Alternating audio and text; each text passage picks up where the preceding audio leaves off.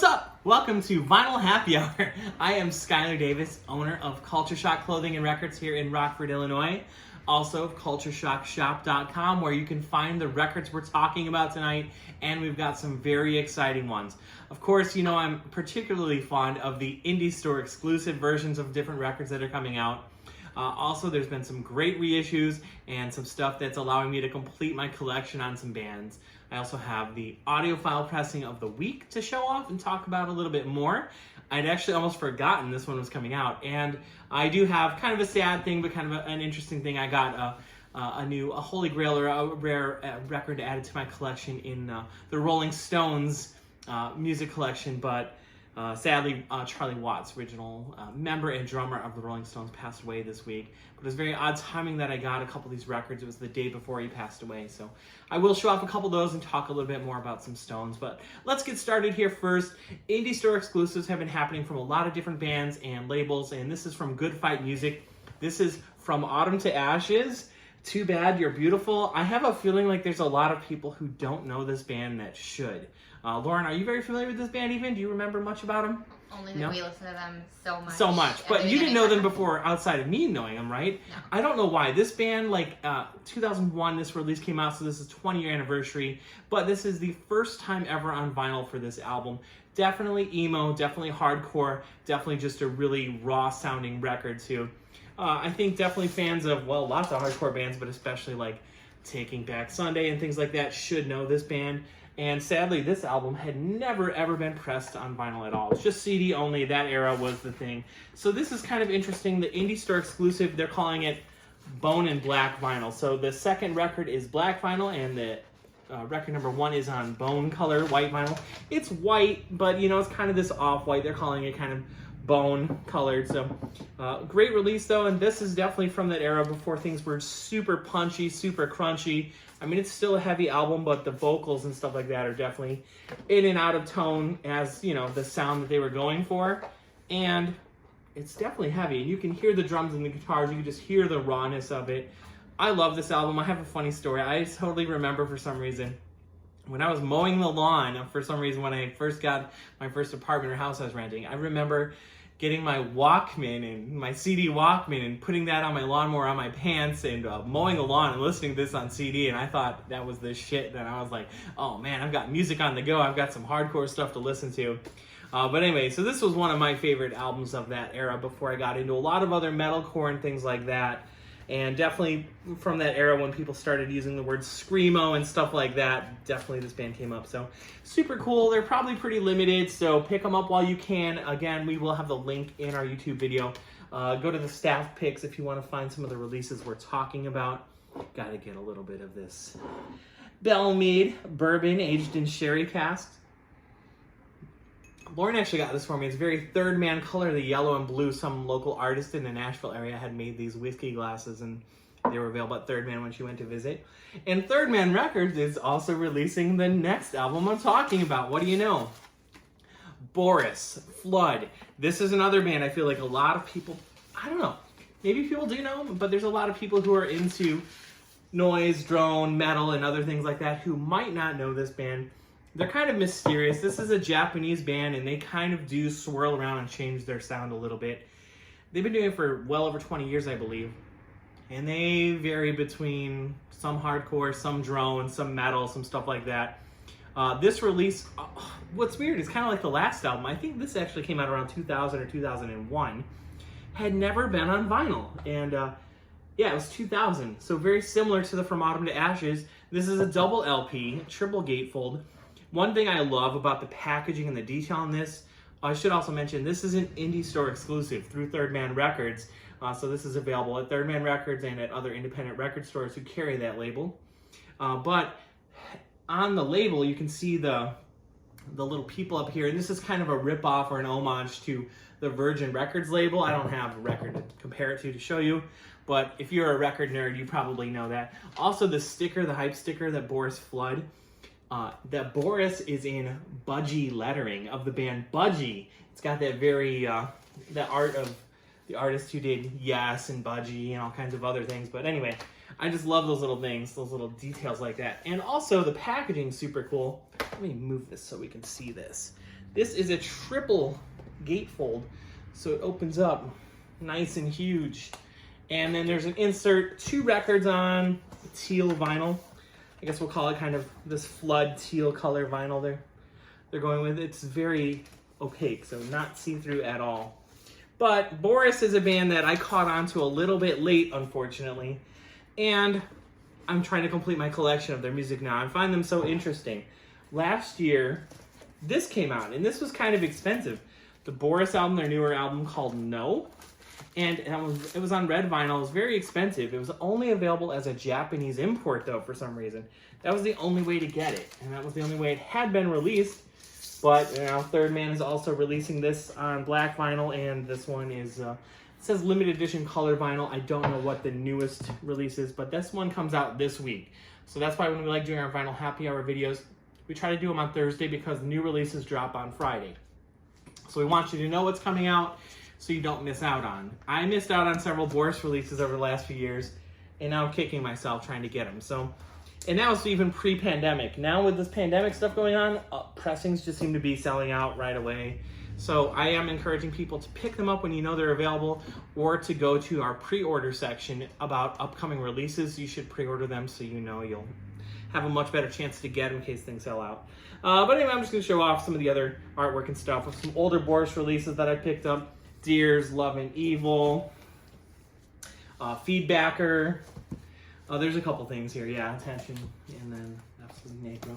Anyway, the other thing I noticed then too, there was a little hype sticker on the back of this, which reminds me that I need another Boris album. There's one I'm missing, Amplifier Worship. This Japanese import had this cool little like, hey, check out these other releases. The other thing really interesting that Boris does a lot is I've noticed there's little hype stickers like, it calls out other band names. Like if you're a fan of Cro-Mags or Gudon and stuff like that, and they'll mention band names that you probably don't know yet or would like to get into. So this one says buy if you, this is on the, this is on the Absolute Negro album, but buy if you dig early Melvin's Earth, Drone, Doom, Soundscape, Architecture, or Boris. So obviously if you're a fan of Boris, you're going to like this Boris album too. I love their cheeky little notes and their little things like that. So really happy to see some of this Boris stuff, although it is rather obscure, getting reissued finally and limited versions of it. The next thing I do want to mention, which there are multiple versions of this, that's so weird. From Autumn to Ashes, that was 2001. The Boris was 2000. I think this was 2001. Never before on vinyl. This is Megadeth, Unplugged in Boston. And this is the first time ever on vinyl for this. And there are 3 different versions of it. So the first version here, which I'm going to show you, I couldn't figure out which one I wanted to open up to show off because they're doing it on red vinyl, they're doing it on clear vinyl. Each one has its own barcode and a little sticker. And they're doing it on silver vinyl. I decided, all 3 colors are very cool. I decided to go with the silver one though because it's metal. Even though it's unplugged, it's still metal and it kind of matches the chromium of the Megadeth logo. But this is a live set. This was for the Everybody Needs a Hero. I'm drawing a blank on there. What's that one album with the little skull on the front? But Everybody Needs a Hero. I don't know. But anyway, that album, this was the tour for that album for Megadeth. And this is their kind of a shorter-lived lineup. Dave Mustaine, Dave Ellefson, Al Pitrelli, and Jimmy DeGrasso on drums. Very cool gatefold. This had only gotten released. If you didn't see the show or hear it being streamed on radio or whatever, it was only on a CD in the Megadeth fan club. And even that CD has been going for like a couple $100 for some reason. So this is now streaming, and you can get it on vinyl. This just dropped today, or I should say tomorrow. And there's 3 different colors. So if you are going to look, I would just say get any one. You can't go wrong. But silver, clear, or red vinyl. These are not indie store exclusives, but they are, as the sticker says, limited edition. So if the sticker says limited edition, you know it's limited edition, of course. So, but it's funny hearing them, a band that you wouldn't typically hear stripped down or acoustic. I don't know how they ended up playing this show like this, but it is kind of strange. You can definitely hear the speed of the guitar acoustically, and you can still hear the drums very well. And there's some funny parts too. You know, there's a funny part where Dave is like saying like, hey, you know, if you don't go out and buy this album or whatever, if you don't like these new songs, well then you know, he wouldn't say the words because it was on the radio, I guess, but everybody just laughed and they knew what he was going to say. But he still had all of his words during the show. So you do get to hear some of that banter and stuff like that on the recording. But yeah, it's actually pretty cool to hear it, you know, that way. And it's kind of another one of those completist things where I pretty much have almost every Megadeth thing. So if you're a Megadeth fan, you'll probably want to pick that up just for the heck of it. This brings me to the audiophile release that I almost forgot was coming out. This is the Bill Evans Trio 64. And this is the Acoustic Sound Series audiophile release. These are all analog. They're doing excellent job of these with the super duper thick glossy gatefolds. All analog pressings. Super. I just can't. If you haven't picked up one of those Blue Note Tone Poet releases yet, or any of these Acoustic Sound Series, just pick up the jacket. I mean, it's substantially thick, and it definitely makes me think that these are releases that will still be, if you take care of them 100 years from now, this jacket's going to be alive, and it's going to help protect the beautiful record that's inside. Anyway, nothing super interesting to look at on the record. They do put them in these anti-static sleeves, super thick vinyl, all audiophile analog pressings. And the other thing too, it's funny, they were doing this 2020, they were doing the Acoustic Sound Series, and I actually forgot that this was even coming out. That's been so long ago. They started bringing these out almost 2 years ago, and this has gotten delayed all the way up till now. So this little flyer was inside, and then it reminded me, we had pre-ordered these, we have these on order from, over a year ago, and this is now getting down to the end. The Bill Evans Trio 65, we're taking pre-orders for that right now. I think that one's gotten delayed or pushed out a little bit still too. That'll be the last, but they're still selling these as the 2020 series because all the pressing plants and all the complications of COVID and other things have delayed so many things. The Getz Gilberto, the Armstrong and Oscar Peterson, Louis Armstrong and Oscar Peterson release an excellent sounding recording, just amazing. If you have a stereo system that you want to put to the test, these releases, as well as the Tone Poet series from Blue Note, are all going to be great to listen to. This is kind of an interesting setup because the Bill Evans Trio, he had played with some different people earlier on. A lot of people, I think Bill Evans kind of gets a lot of credit because he somehow found his way into playing with Miles Davis for a while, and Miles Davis had very high standards for his players. And of course he recorded on the kind of Blue album also. He played piano on that. Just a very gingerly smooth playing piano guy. But Gary Peacock on bass and Paul Motion on drums. Paul Motion's a great drummer. If you're not familiar with some of his work, and he also did some work, I believe, on like the Impulse label and things like that. And Creed Taylor actually produced this album. This would be before he started the Impulse label. So this is a lot different sounding, even though it's the same type of pressing that like Blue Note's doing. This is not recorded by Rudy Van Gelder, who had done all the Blue Note albums. So the piano and the bass just really sound alive on this recording. A lot of complaints, or people have talked about Blue Note over the years, didn't have the best sound or setup for recording piano and bass sometimes. So this definitely has a much different sound than some of those Blue Notes, even though it is an audiophile pressing. This is also an easy album to get into. Parts of it can give you that laid-back brunch or cocktail vibe or whatever, but there are some standards like Little Lulu. I can't believe I'm saying this, but they even do Santa Claus is Coming to Town. But they just tear it apart and deconstruct it and play it in a way that, I mean, you're not thinking about a Christmas tune.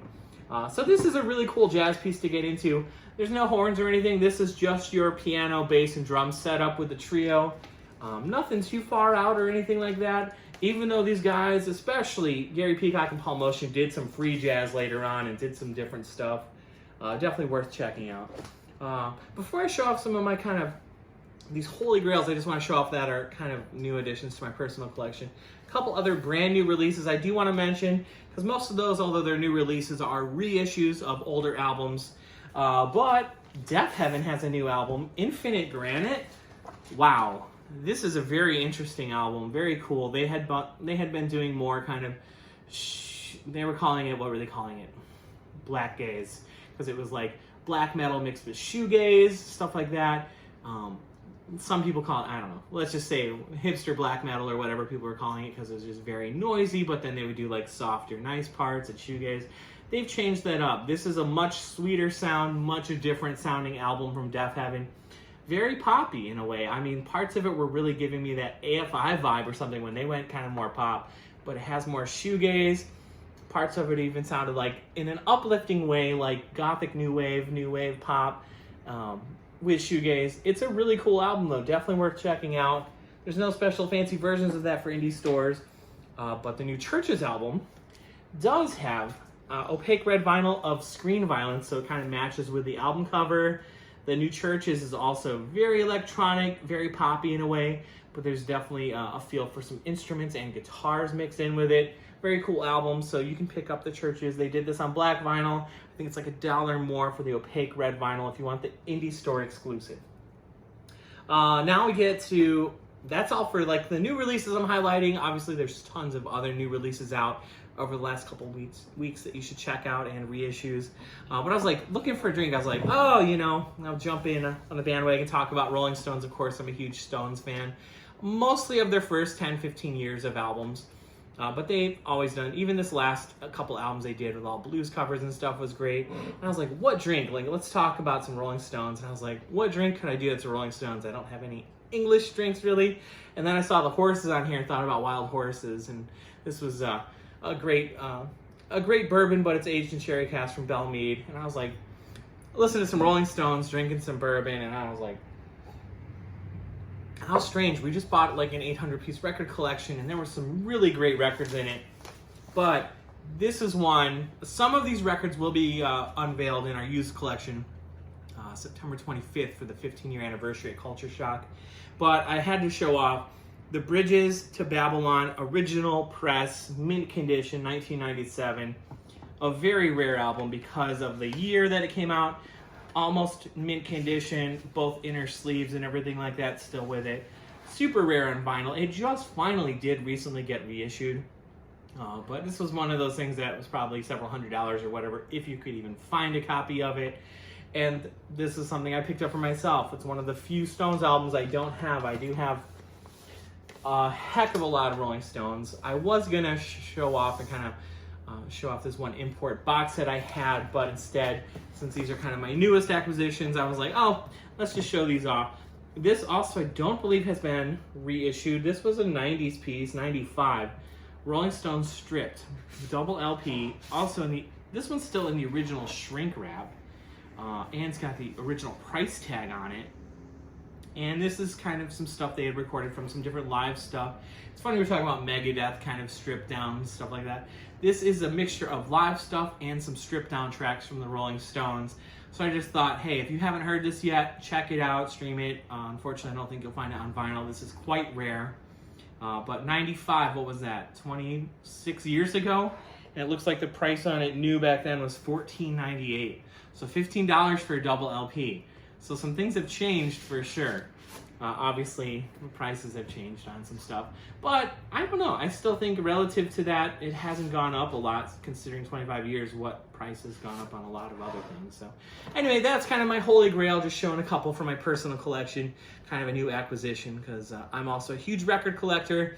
We appreciate all the comments and likes that we get from other record collectors and other people who are just into some of the bands and records we're talking about, and our Culture Shock customers. So please like us, follow us on social media. We're really happy we just got to 9K on our Instagram. So thank you to all of our followers and people for helping us share that. We did a gift card giveaway. Of course, we're on Facebook also, Culture Shock Clothing and Records. And all the records, except for the ones that I'm keeping, or at least are at cultureshockshop.com. If you want to check those out, we're happy to do in-store pickup at checkout, or you can have them shipped to you. We'll ship them out to you. But yeah, thanks for tuning in and watching our Vinyl Happy Hour. Enjoy your records, spin them, that's what they're made for, I think. Open them up and play them. Till next week, cheers.